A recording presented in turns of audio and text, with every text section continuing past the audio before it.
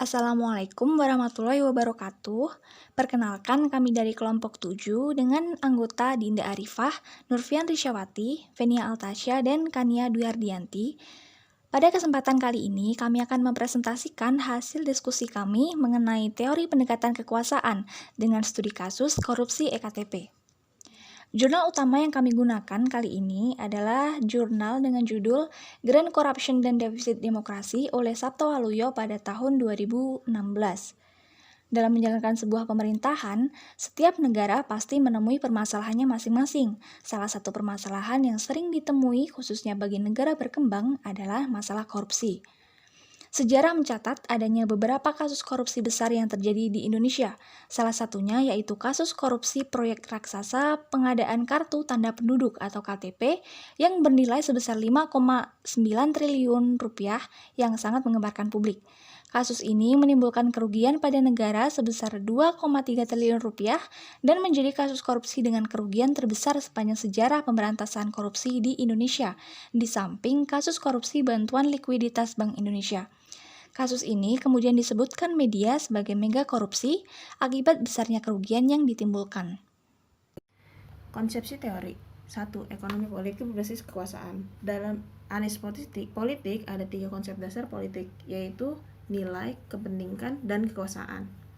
Kekuasaan menurut Soliha 2015 adalah kemampuan seseorang atau sekelompok manusia untuk mempengaruhi tingkah laku seseorang atau kelompok lain sedemikian rupa, sehingga tingkah laku itu menjadi sesuai dengan keinginan tujuan dari orang yang mempunyai kekuasaan tersebut.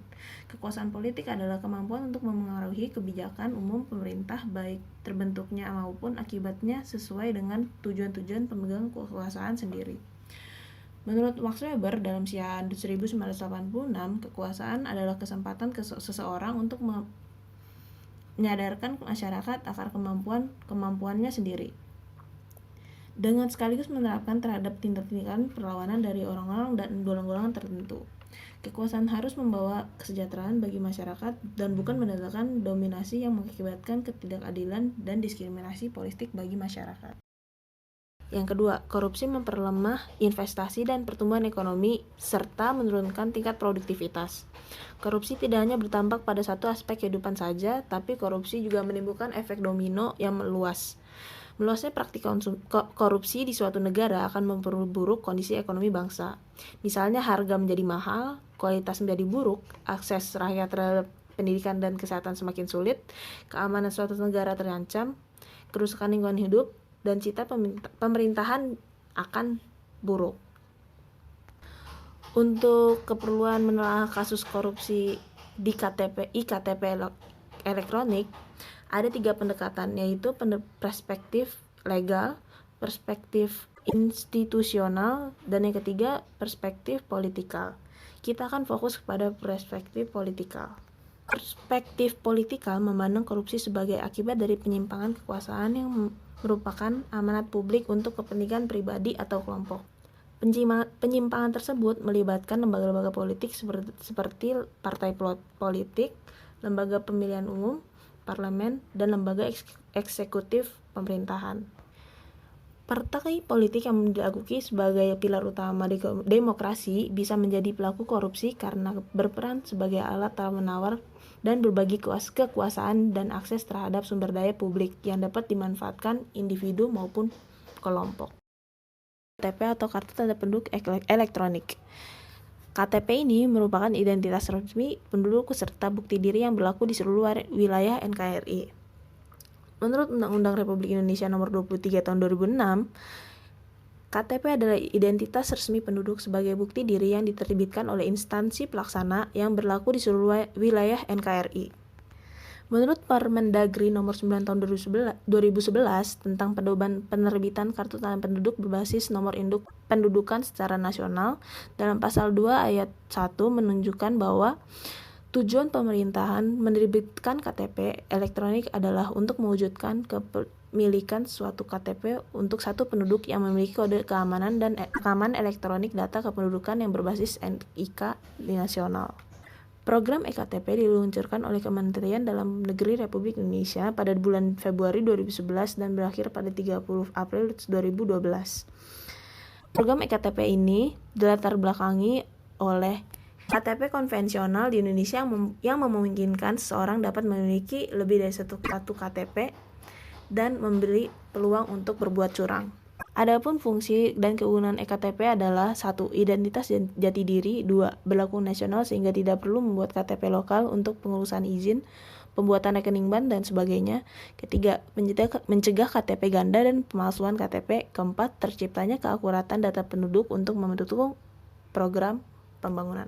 Selanjutnya yaitu kronologi kasus. Kasus mega korupsi IKTP terjadi pada tahun 2010 dan dilakukan sidang perdana pada tanggal 9 Maret 2017 di Pengadilan Tindak Pidana Korupsi Jakarta. Dalam dakwaan yang dibacakan jaksa penuntut umum, disebut terdapat kesepakatan Dewan Perwakilan Rakyat untuk menyetujui anggaran pengadaan IKTP sesuai dengan Grand Design tahun 2010, yakni sebesar 5,9 triliun rupiah. Proses pembahasannya dikawal oleh fraksi Partai Demokrat dan fraksi Partai Golkar. Sementara itu, sang makelar proyek, Andi Narogong, memberikan fee kepada beberapa anggota DPR dan pejabat Kemendagri. Adapun pembagian anggaran proyek IKTP secara garis besar sebanyak 51% atau sejumlah 2,662 triliun rupiah dipergunakan untuk belanja modal atau belanja real pembiayaan proyek, dan sisanya sebesar 49% atau sejumlah 2,558 triliun rupiah dibagi-bagikan kepada beberapa pihak. Analisis politikal atau ekonomi politik membongkar semua pemangku kepentingan ekonomi dan politik di balik perkara korupsi, pejabat eksekutif, legislatif, BUMN atau korporat, serta pimpinan partai politik yang menyetujui dan membiarkan terjadinya penyimpangan turut dinyatakan bersalah. Secara politikal, proyek IKTP sudah bermasalah sejak tahap perencanaan karena terdapat kesepakatan informal di belakang proses formal. Jika pejabat Kemendagri dan DPR RI sebagai lembaga yang berperan sangat penting sebagai penguasa anggaran dan pejabat proyek benar-benar jujur sejak tahap perencanaan, maka kerugian negara mungkin bisa dihindari. Kemudian James Capurso dan David Levin membagi kekuasaan ke dalam 3 jenis. Pertama, kekuasaan untuk mencapai tujuan dengan mengalahkan alam. Kedua, kekuasaan terhadap orang lain. Dan ketiga, kekuasaan bersama orang lain. Dari ketiga kekuasaan ini, yang paling setimpal dengan usaha para koruptor dalam kasus korupsi IKTP ini adalah kekuasaan bersama orang lain. Para pemangku kepentingan proyek IKTP yang sama-sama memiliki kekuasaan dan mempunyai tujuan untuk mengalirkan dana proyek untuk kepentingan mereka sendiri, saling bekerja sama dalam menyusun strategi untuk melakukan penggelembungan dana proyek IKTP. Mereka menyusun proyek ini sebelum adanya tender, mulai dari konsorsium, perusahaan yang akan dimenangkan tendernya, tugas masing-masing perusahaan, sampai besarnya penggelembungan dana yang akan dilakukan. Hal tersebut dilakukan oleh para pemilik kekuasaan ini hingga pengajuan proposal ke DPR. Semua rencana ini diatur oleh para pemilik kekuasaan melalui pertemuan-pertemuan informal yang tempat beserta waktunya mereka atur bersama. Hal ini sejalan dengan teori kekuasaan bersama orang lain, di mana jika ingin mencapai sebuah tujuan yang diinginkan, maka harus bekerja sama dengan orang lain. Kasus korupsi proyek IKTP ini pun juga membuktikan teori yang menyatakan bahwa semakin banyak kekayaan yang seseorang miliki, semakin besar pula kekuasaannya. Terlihat bagaimana Andi Narogong, seorang pemilik perusahaan yang seringkali menjadi rekan Kemendagri, menyiapkan uang sebesar 4 juta dolar Amerika Serikat yang nantinya akan dibagikan kepada pimpinan Komisi 2, pimpinan Banggar, dan anggota Banggar Komisi 2. Narogong dan konsorsium juga beberapa kali memberikan uang kepada panitia tender sejak Juli 2010 sampai Februari 2011. Narogong juga memberikan uang sebesar 10 miliar rupiah kepada pelaksana tugas Dirjen Kependudukan dan Catatan Sipil. Tujuan semua ini tidak lain adalah agar usulan anggaran yang diajukan oleh mereka disetujui Komisi 2 DPR RI. Pada akhirnya pun proposal anggaran yang mereka rancang disetujui Komisi 2 DPR RI dan tender dimenangkan konsorsium PNRI. Hal ini menjadi bukti bahwa kekayaan dapat memberikan kekuasaan. Para anggota DPR yang mempunyai kekuasaan ini pun dapat dipengaruhi oleh para pemilik kekayaan untuk melaksanakan apa yang mereka pinta.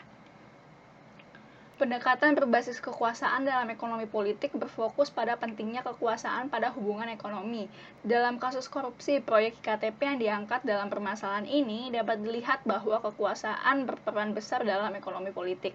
Anggota DPR dan Kemendagri memperoleh kekuasaan dari jabatan mereka, sedangkan para pimpinan perusahaan dan konsorsium mendapatkan kekuasaan dari kekayaan mereka. Kemudian, akibat dari kekuasaan yang mereka miliki, timbul hubungan timbal balik. Hal ini menjadi bukti bahwa Dalam hubungan ekonomi politik, kekuasaan itu sangat penting. Hal ini juga menjadi salah satu alasan mengapa pendekatan berbasis kekuasaan dalam ekonomi politik berbeda dengan pendekatan neoklasik yang pada dasarnya lebih meminimalisir kekuasaan. Kesimpulannya, pendekatan ekonomi politik berbasis kekuasaan menekankan pada pentingnya kekuasaan pada hubungan ekonomi. Kasus korupsi proyek EKTP membuktikan bahwa kekayaan dapat memberikan kekuasaan. Kasus ini juga mempresentasikan adanya hubungan timbal balik antara pemilik kekuasaan dari jabatan dengan pemilik kekuasaan dari kekayaan. Semua ini menunjukkan bahwa kekuasaan dalam hubungan ekonomi politik itu sangat penting. Sekian presentasi dari kami. Atas perhatiannya kami ucapkan terima kasih.